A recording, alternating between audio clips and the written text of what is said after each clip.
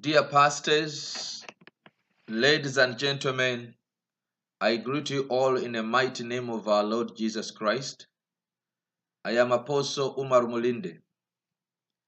When I saw this headline, I was alarmed, but to my surprise, out of the 20 said top pastors, they mentioned none.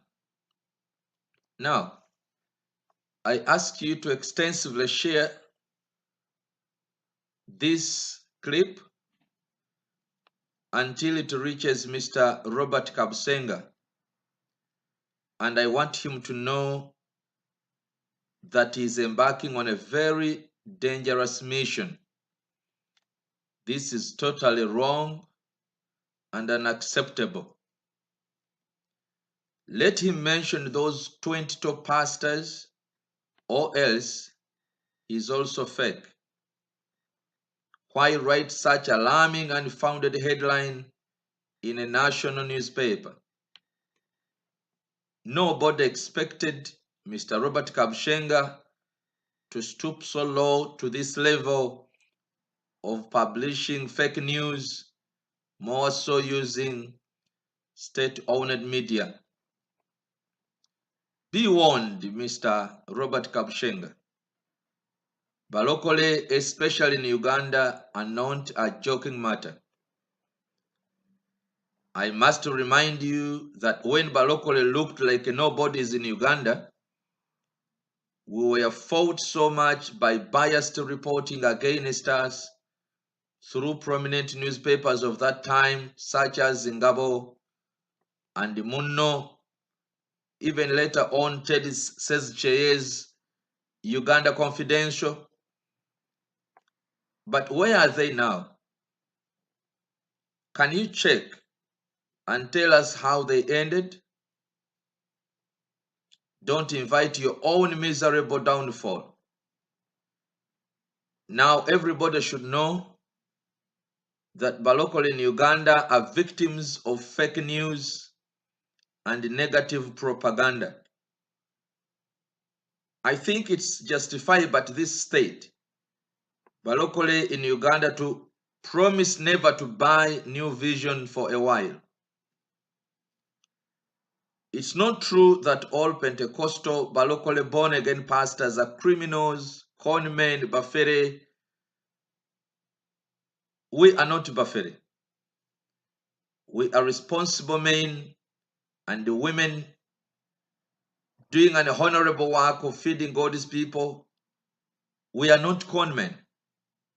People of God, be aware that there is an ongoing negative propaganda, fake news, negative publicity intended to demonize Pentecostal Balokole born-again pastors to look bad before society, so that many will support bad laws intended to restrict or, if possible, to ban Balokole faith.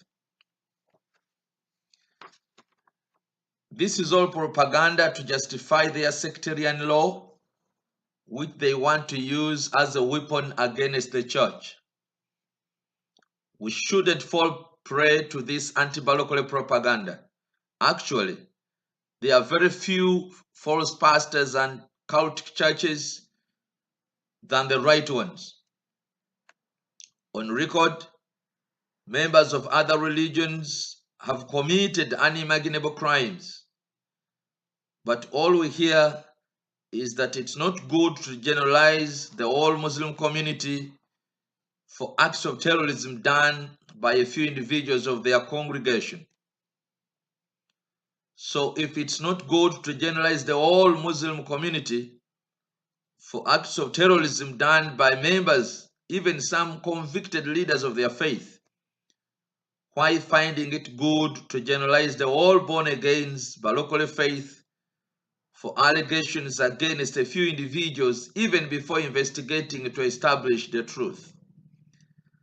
This unfair generalization of Balokole, this blanket suspicion and accusation against the whole Pentecostals Balokole born-again faith should stop.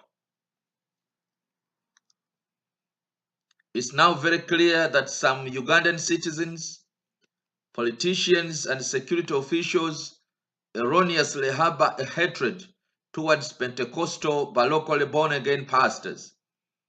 Dear pastors, our enemies are advancing on various fronts. It's clear now. Our enemies are advancing on various fronts. It's our time to abandon any form of arrogancy and unite for a noble cause. Above all, the words of our Lord Jesus Christ are very clear.